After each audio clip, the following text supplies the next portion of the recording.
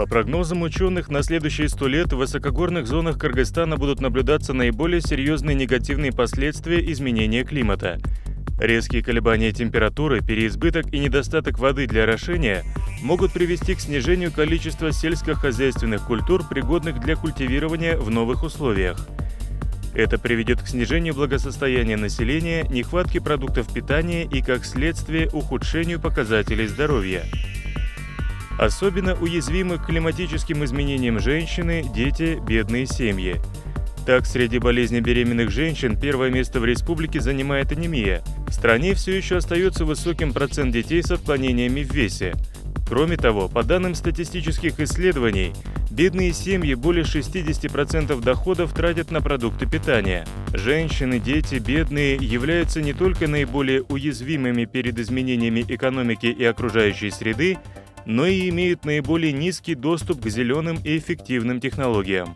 Для смягчения негативных тенденций изменения климата и адаптации местного населения к его последствиям в мировой практике расширяется использование возобновляемой энергии. В сельском хозяйстве имеется опыт использования энергоэффективных солнечных теплиц. Это особенно актуально для Кыргызстана, учитывая его климатические возможности и необходимость обеспечения продовольственной безопасности населения.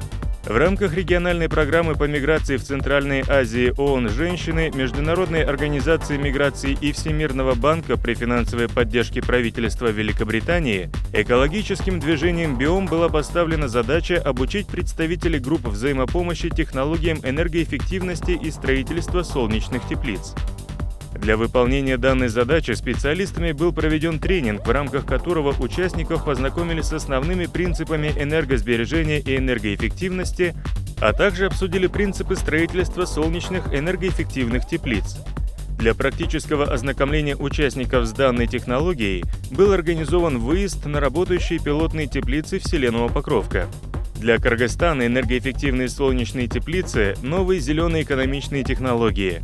Идеи, принципы строительства и использования этих теплиц предложены французско-индийской организацией ГЕРЕС и адаптированы для Кыргызстана в рамках пилотной инициативы совместно с экологическим движением «Биом».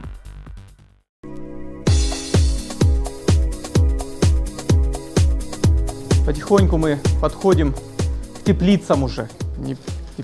Не про разное и про многое, а теперь будем говорить про теплицы. И вообще начнем с того, как мы познакомились, как наша организация познакомилась с этими теплицами.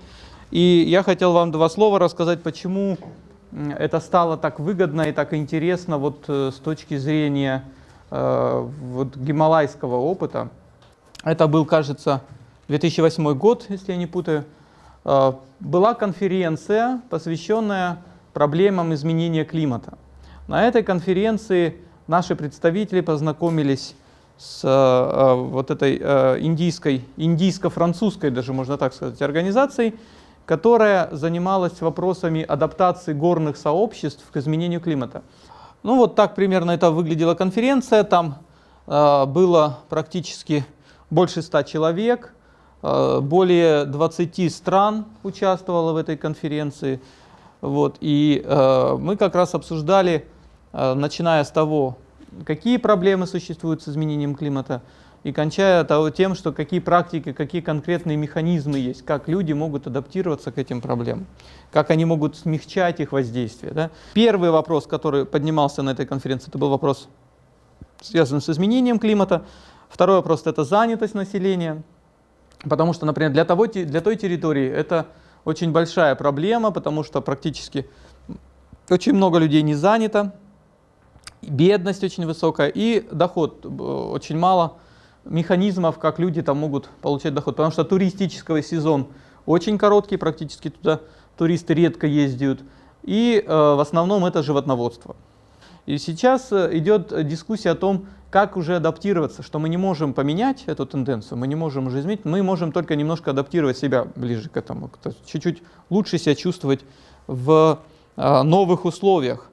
Потому что интенсивность изменений, она быстрая. Например, экосистемы не будут успевать уже по прогнозам адаптироваться к этим изменениям. Вот. Но люди за счет того, что у нас развита медицина, развит уровень культуры, уровень санитарии, как-то смогут больше адаптироваться. И понятно, что первые уязвимые группы. Это те, у кого слабый доступ к воде, слабый доступ к санитарным условиям и слабый доступ к медицине. Они первые под ударом от изменения климата. Вот Кыргызстан. Да, вот мы видим, что до какого-то периода, это данные, полученные с определенных источников, это тренд увеличения, а это прогнозы, что скорее всего будет интенсивнее и интенсивнее процесс увеличения температуры, с этим же будет сильно связано изменение здоровья, уменьшение количества ледников и так далее, и так далее. Этот процесс, он на самом деле немножко отличается для разных регионов. Например, по Чуйской области прогноз увеличения СО2, увеличения температуры, он с 4 до 7 где-то градусов, вот 7,8, да, а, например, для Иссык-Кульской и особенно для Ошской, Баткенской, Джалабадской до 8,4. То есть интенсивность, видите, здесь даже начинается, интенсивность больше будет изменения климата. К 2100 году температура может увеличиться на вот, от 5 до 8 градусов, например, по югу. Если проанализировать весь комплекс проблем, то можно сказать, что очень много рисков, связанных с изменением климата. Это и потеря ледников, это и изменение воздействия на сельское хозяйство, увеличение засухи, да, то есть будет интенсивно изменяться условия. Поэтому для сельского хозяйства, например, отдельно разрабатываются стратегии, как нам адаптироваться к изменению климата. Вот. И в этом отношении открытое сельское хозяйство, да, выращивание культур на открытых территориях, оно находится под большей угрозой, нежели, например, тепличное сельское хозяйство. Поэтому в этом отношении это один плюс, то, что люди, используя теплицы, могут чуть-чуть более адаптироваться к проблемам, связанным с изменением климата, они легче их переносить. Но кроме этого, использование теплиц, оно дает возможность повысить уровень благосостояния, что тоже является важным элементом для обеспечения безопасности, связанной с климатом, потому что тогда у людей будет больше доступа к чистой воде, больше доступа к услугам медицины и так далее. То есть мы таким образом здесь можем констатировать факт, то, что как для Гималаев, так и для Кыргызстана теплицы — это не только механизм повышения вашего благосостояния, но еще и механизм адаптации местного населения к проблемам, связанным с изменением климата. А что такое вот этот вот сложная конгломерация, высокогорная Индия? Да, вот мы всегда про Индию, когда говорим, это пальмы, обезьянки, тропики. Индия не везде теплая. То есть есть такие участки, где она просто очень холодная, высокогорная, выше 3000 метров, у них там все вот эти поселения. Вот. И вот где-то вот здесь, Льеж есть город, вот в этом городе как раз и проходила конференция. В это место, понимаете, это пограничная зона, это очень важно для дальнейшего нашего рассказа. И в этом месте, получается, оно практически закрыто от постоянного доступа туда туристов, людей. Например, туда только можно попасть самолетом. Мы вот весной летели самолетом. Дорога по земле открыта всего 2 месяца, потому что здесь идут вот эти вот горы, и получается по горной местности, когда снега нету, это всего 2 месяца, когда машины могут проезжать. И поэтому понятно, что они живут в анклаве, они живут как бы больше на самообеспечении, у них питание в основном все как вот свое, да. Единственное, что в течение лета машинами привозят туда какие-то фрукты, овощи, они поступают с машинами больше в летний период, а в зимний период, в осенний, весенний период это очень сложно происходит. Почему вот так развилось большое внимание к этим теплицам, почему это стало так востребовано, это стало так интересно и необходимо?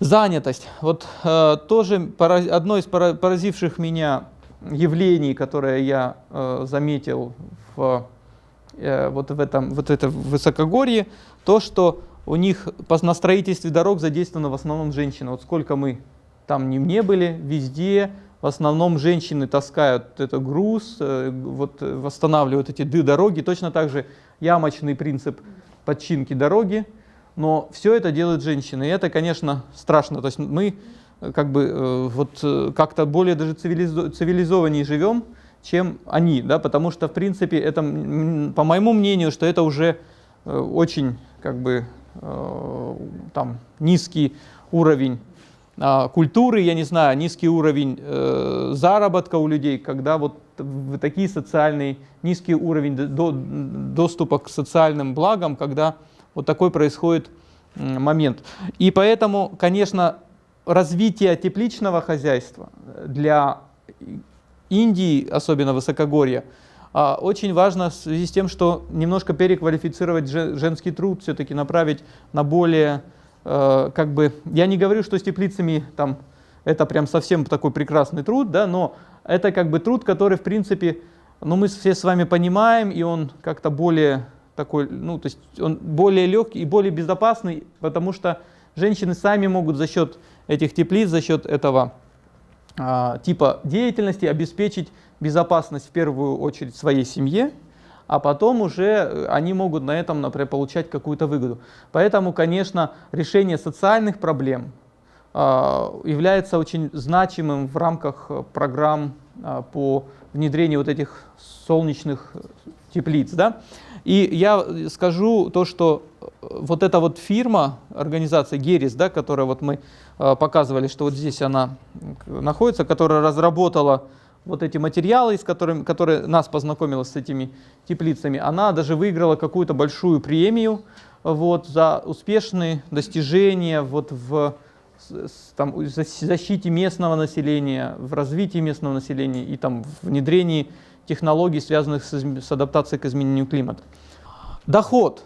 Очень интересная история. Помните, я вам рассказывал, что они выращивают монгол. Да, вот это вот салат, который практически все теплицы, в какой бы я теплице не был, я, ну, наверное, может быть, там условно где-то в 10 теплицах я был, в какой бы из них я не был, все выращивают вот этот салат монгол. А в 2, наверное, или 3 теплицах они чуть-чуть там адаптировали, что-то там пытаются подвыращивать, там перчик, кажется, у них там еще что-то такое. Вот. Но везде монгол. Когда мы начали выяснять, почему же такой успех у вот этой вот компании, когда они проводили вот эту вот работу, и такая сразу богатство, ну как, ну не богатство, сразу социальная значимость появляется у людей, сразу появляется доход у людей. Почему так хорошо так? Ну то есть вот можно ли так же и нам жить, что вот построил теплицу и сразу стал жить хорошо? Оказывается, что в связи с тем, помните, что я вам рассказывал, что они находятся на приграничной территории.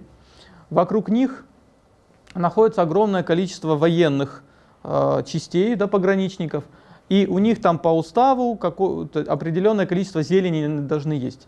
Сами тибетцы зелень вообще не едят, то есть они ее выращивают только на продажу. Да, то есть, вот. И оказалось очень интересный факт, что у них сбыт продуктов очень классный, потому что получилось так, что сами они это не едят. То есть для того, чтобы привезти из центра страны, это надо либо самолетом везти, либо только летом. Да? Это очень дорогое удовольствие. Да? Но важно, обязательно в рацион входят вот эти вот продукты. Поэтому как бы у них весь этот салат скупает армия. И поэтому у них очень легко и выгодно. Ты построил теплицу, и ты в принципе можешь там более-менее восстановить свое благополучие, потому что ты уже обеспечен этим сбытом, да, то есть они не решают эту проблему. Если вы меня честно спросите, вот я считаю, выгодна эта теплица это или невыгодно, я вам скажу, знаете, так напрямую ответить на это нельзя. Все зависит от того, что и как вы хотите выращивать, потому что есть у этого типа объектов свои плюсы и свои минусы. И я хочу, чтобы вот в конце этого мероприятия вы взвесили все плюсы и все минусы этих технологий, да? Я считаю, что плюсы есть, потому что если мы сравниваем, сколько в тепличном хозяйстве тратится денег на обогрев теплицы и сколько для такой теплицы будет стоить обогрев, вы увидите, что разница большая. И про это нужно поговорить уже с практиками, кто эти теплицы содержит и кто выращивает в них продукты.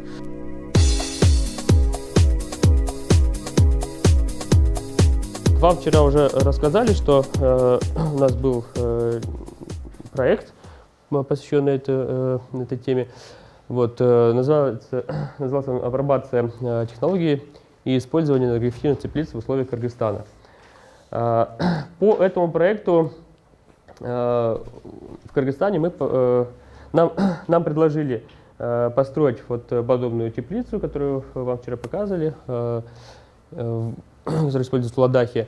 Вот. И главная особенность, что я прошу запомнить, это то, что она в таких суровых условиях, где проживают эти жители, она способна сохранять положительную температуру внутри теплицы. То есть, если на улице будет минус 40 градусов, то она опускается, ну, даже не ниже минус 5 градусов. Но это не губительно для зеленых растений, да, то есть для зелени. Поэтому там в основном используют эти теплицы только для выращивания зелени. Так, ну, в Кыргызстане мы построили 4 теплицы. Здесь они распределены по Чуйской области. Как раз для эксперимента и понимания, во-первых, технологии ее построения и, во-вторых, технологии ее использования. Здесь мы вот построили первую теплицу, мы построили по самому простую, по той же схеме, которую применяют в Ладахе. Вот, и она является как бы первой ласточкой. Вот мы туда, вернее, сегодня и поедем, да, на экскурсию. По завершении проекта очень много людей интересовались этими теплицами, ездили туда на экскурсию. Вот, и некоторые уже не только изъявили желание, но уже и смогли построить такие теплицы. Вот недалеко от Бишкека, в селе Пригородное, в прошлом году построили вот эту теплицу тоже, но ее сделали 15 на 5 метров.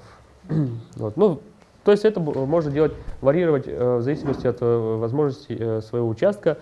Но главная особенность в том, чтобы ширина ее была не больше 5 метров. Потому что это уже будет дальше от стены и, соответственно, будет меньше прогреваться. Теперь рассмотрим, в чем же состоит энергоэффективность самой теплицы. Здесь, в этой конструкции, используются два главных принципа. Это утепление всех элементов конструкции и максимальное использование солнечной энергии. Ну вот давайте начнем с первого. Как устроена сама теплица? Вы, наверное, вот видели по фильму, да, что она изготовлена из построена из двух рядов кирпичей, между которыми укладывается слой 10 сантиметров соломы или же камыша, того самого природного теплоизолятора, о котором мы сегодня говорили. Здесь еще была главная задача использовать максимально доступные материалы, которые могут иметься в каждом хозяйстве или же можно купить на рынке. И очень важно еще утеплить саму лицевую часть теплицы, ту часть, которая покрыта пленкой.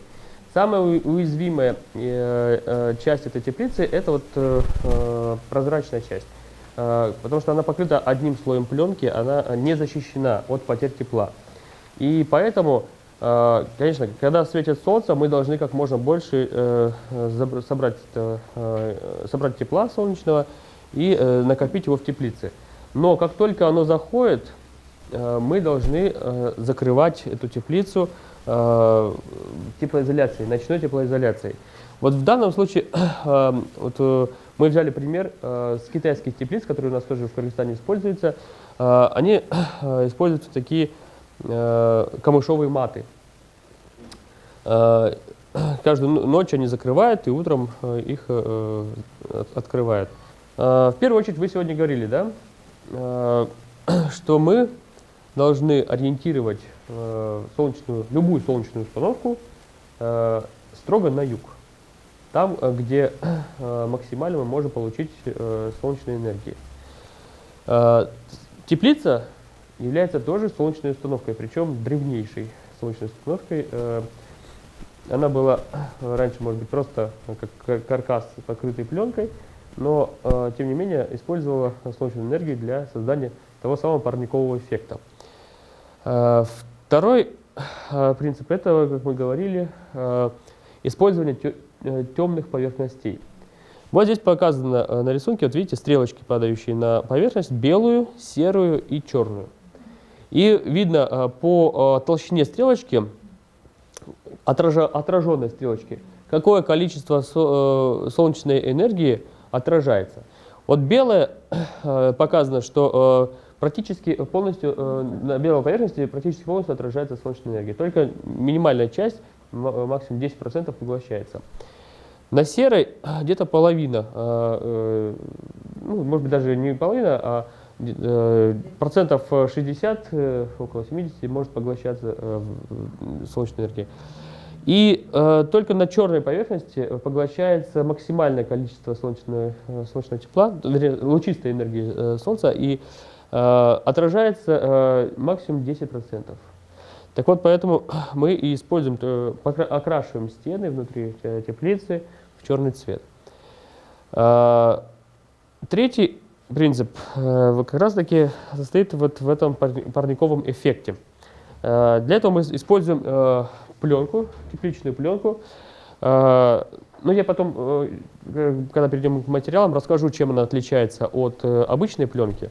Но, в принципе, и обычная пленка тоже создает парниковый эффект. Так, ну, тогда давайте перейдем к самой части по строительству теплицы. Первый этап – выбор участка. Значит, что здесь важно?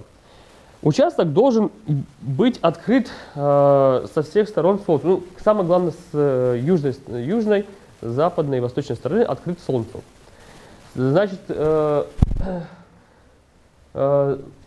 у нас же тоже горная местность, и в некоторых местах могут горы затенять. И поэтому восход солнца и закат его, восход как бы продляется, а закат сокращается. Да? То есть у нас солнечное время бывает небольшим. И поэтому там, где вы хотите построить теплицу, должно быть восход солнца должен быть не позже 9:30 и не раньше 3 часов. Во-первых, она должна быть ориентирована на юг, иметь, ну, лицевой стороной, иметь двойную стену с теплоизоляцией, иметь вентиляционные люки, вот, и стены теплицы должны быть обязательно окрашены, внутренние стены должны быть окрашены в черный цвет. Значит, второй этап – это проектирование. Определившись с участком, определившись с вашими условиями, вы как раз подбираете тип теплицы, который вам подойдет. И вам еще нужно определить, конечно, размеры. То есть какой длины вы хотите ее у себя установить. Но вот мы рассматриваем как раз самый простой тип, самую простую конструкцию теплицы. Вот вы видите ее план. Это 10 на 5 метров. Значит, здесь мы еще должны определиться с подветренной стороной, откуда у вас дует ветер. И с той стороны вы должны поставить вот эту форточку. Вот, здесь показана форточка небольшая, которая тоже используется только для вентиляции. Дверь тогда должна быть с обратной стороны, там, где ветра нет. И один люк. Ну, давайте тогда следующий этап – это разметка территории. То есть мы примерно определили участок. Например, у нас участок идет вот таким вот образом. Мы подошли к крайнему к южному краю этого участка, и здесь определяем ориентацию этой теплицы в первую очередь. Значит, что мы делаем? Растягиваем этот жгут, и к жгуту мы прикладываем компас. Вот, и таким образом мы смотрим, определяем юг. То есть мы уже совмещаем линии компаса перпендикулярные южной стороне. Вот так вот, давайте я вам лучше проще нарисовать. И мы имеем вот там шкалу деления, да, запад, восток уже. Значит, противоположную, мы когда ставим, мы смотрим противоположную сторону. Вот с этой стороны мы как раз вот натягиваем эту веревку так, чтобы у нас совпадали вот эти вот концы. То есть восточная и западная сторона у нас совпадали. И таким образом мы здесь просто в конце набиваем колышки, завязываем веревку, и уже остальные части мы ставим, просто делаем перпендикулярные эти разметки. Здесь у нас должен получиться угол 90 градусов. Это я план нарисовал. Изготавливается достаточно просто. Берутся бутовые камни. Во-первых, роется траншея глубиной около 40 сантиметров. 40-45 где-то. Дальше мы укладываем камни, и их мы как бы укладываем перемешку с глиной и соломой. То есть как связующим здесь материалом является это раствор глины с соломой. Причем соломы должно быть достаточно много, около 50%, 50-70% соломы. Далее мы делаем уже возведение стены. Ну, как я говорил, что стена изготавливается уже из двойного ряда кирпичей. Вы можете использовать для этого не только кирпичи. Если у вас есть саман, вы можете его применить. Вы можете также заливать стену с помощью глины. То есть у вас есть разные варианты, но это мы предлагаем только такие самые дешевые, простые варианты. Конечно, можно было бы там залить бетоном или сделать из пескоблока или еще что-то. Но это, конечно, удорожает конструкцию. Вот возьмите материалы. Теперь мы переходим к изготовлению дверей, форточек и люков. Значит, сами двери и люки тоже, их конструкция очень простая. Они изготавливаются из обычного дерева. Можно обшить, сделать просто рамку. Вот посмотрите на левой схеме. Промежутки вот эти пространства помещается пенопласт, теплоизолятор. Поэтому, конечно, рамка тоже должна иметь свою толщину. Она должна быть не менее 5 сантиметров, 4-5 сантиметров. Что касается теплоизоляции камыша и соломы, есть у них свои особенности. Они, конечно, оба устойчивые. Вы можете даже это записать для себя, про преимущества этих теплоизоляторов. Солома способна создавать утепление, но она менее устойчивая, чем камыш к поражению грибками там, и к влажности. Да? То есть солома она может разрушиться быстрее. И еще есть один нюанс, что в соломе могут заводиться крысы там, или мыши, могут спокойно себя чувствовать. То есть они там строят домики. Поэтому если вы используете солому, то в нижней части стены, когда вы будете строить, эту часть стены, в эту часть стены нужно натолкать колючек.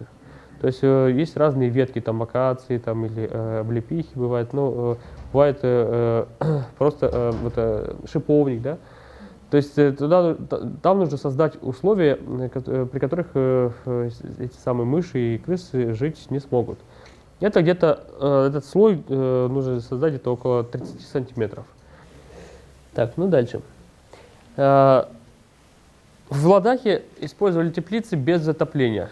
Там, в принципе, не было смысла в этом, потому что все равно там температуры очень низкие, и чтобы вырастить там овощи, требуется очень приложить большие усилия для создания для повышения температуры внутри.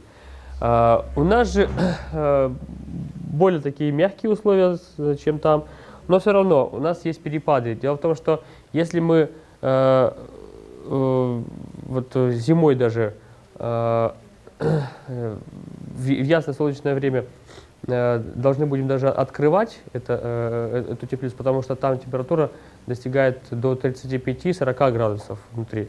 Даже в морозный, но солнечный день. Мы ее должны проветривать. Но в пасмурные дни у нас получается обратный эффект. Если в течение 2-3 дней уже нет солнца, то внутри теплицы температура опускается до плюс 5, в особых случаях и до 0. Вот. То есть в этих теплицах без отопления наблюдаются такие температурные скачки. Для зелени такие скачки не вредные. Они могут выдерживать температуру даже до минус 5 градусов. Опасны они только для овощных культур, особенно помидоров и огурцов. Да. Поэтому, если вы собираетесь выращивать там огурцы и помидоры, то вам обязательно нужно будет отопление. Можете сделать, поставить несколько вот таких вот буржуек, печек. Есть еще некоторые технологии, я просто чуть дальше покажу, какие там есть системы. Можете провести целую систему отопления, водяную систему. При этом еще важно то, что когда вы будете планировать участок своей теплицы, какие там культуры садить, то старайтесь ближе к стене посадить более теплолюбивые культуры. Ближе к пленке уже менее теплолюбивые. Потому что у вас всегда около пленки, в передней части теплицы, всегда будет гораздо холоднее, чем сзади. В общем, технологии, которые нам предлагали из Индии, из Ладаха, мы должны были покрывать крышу. Крышу достаточно было покрыть только глиной и сверху еще небольшим слоем глины с цементом. В принципе, в их условиях этого, возможно, достаточно, потому что у них все равно там сухие зимы. Сухой снег выпал, его смел, и для крыши это безопасно. В наших условиях, вот вы слева вверху видите, к чему вот за 1 год приводят наши осадки. То есть вот крыша практически размывается при такой технологии, поэтому мы сразу же от нее отказались, то есть после первого же года. И все теплицы были перекрыты какие-то толью. У кого была возможность, тот покрыл металлическими листами. Да. То есть в любом случае нужно покрывать ее чем-то более гидроизоляционным материалом. Но в чем отличие вот этих двух примеров, толи и металлической крыши? Дело в том, что толью, конечно, можно это сделать, но было бы нежелательно. Потому что она создает такой герметичный слой, через который крыша уже не дышит. Внутренняя влага тоже должна куда-то испаряться. И получается, что на месте толи, то есть под толью, там конденсируется эта влага, и постепенно может это все то есть вызывать гниение конструкции крыши. Но на какое-то время это можно сделать. То есть мы еще пока не знаем, сколько у нас сможет прослужить эта крыша, потому что вот уже 2 года они пользуются, все вроде нормально. Но в этом есть опасность. Поэтому, если вы используете металлическую поверхность, то вы ее все равно ложите не прямо на крышу, а на какой-то на рейки, которые создают пространство воздушное между поверхностью крыши и покрытием. Вот. И это уже позволяет влаге испаряться, и она уже не будет, крыша не будет гнить. Ну и вот что касается других материалов, то вы в ваших вообще силах применить любые, конечно, материалы. Вы можете использовать все, что у нас есть на рынке.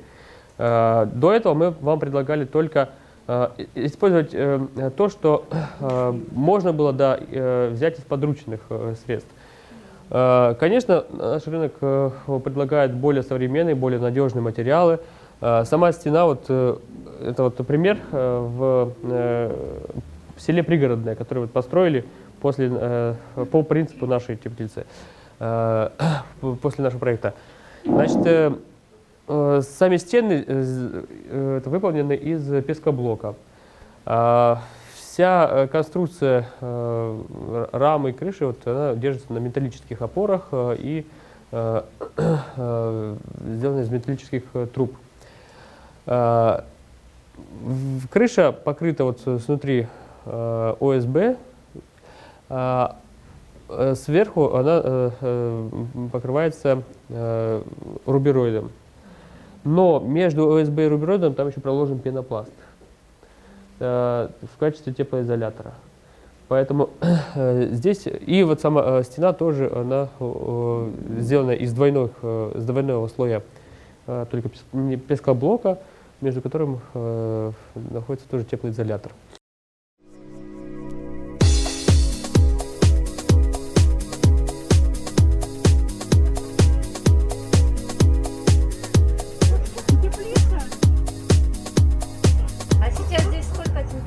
Сейчас вот буквально полчаса назад было 36 градусов. Было. Ну просто солнышко светило как раз. Вот на стене, Сейчас 29. Вот, сейчас открыто. Я открыла.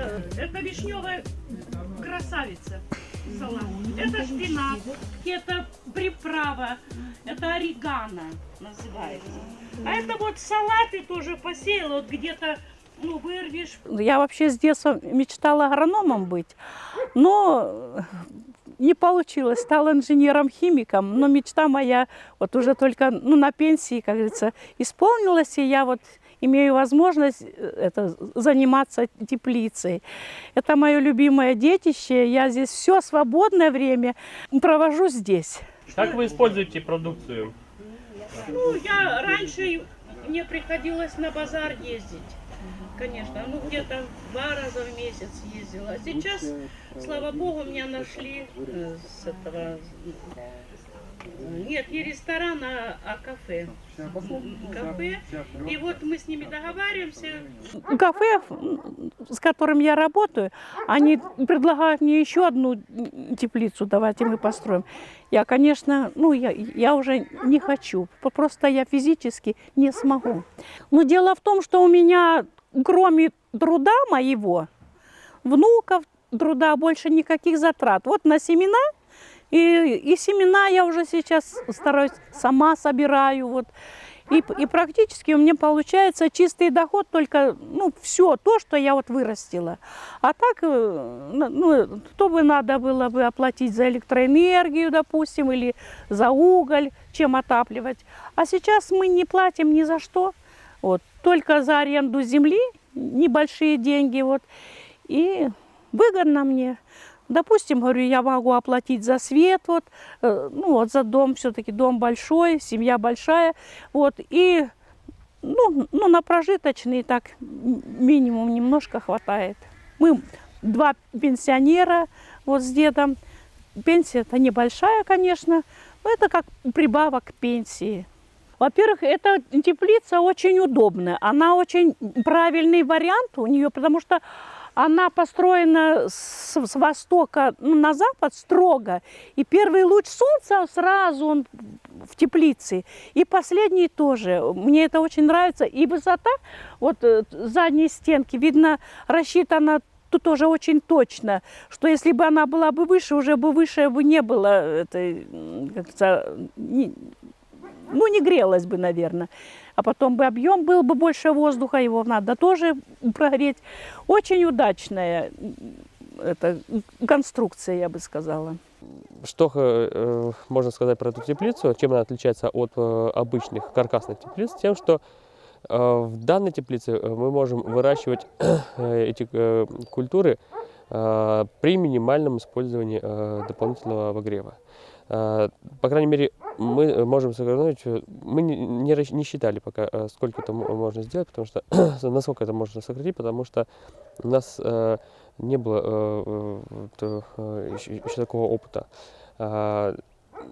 Но это однозначно возможно, просто если говорить о том, что в каркасной теплице примерно такого же размера требуется около 7 тонн угля для поддержания температуры за весь сезон холодный. А в этой теплице, по крайней мере для выращивания зелени, не требуется никакого обогрева.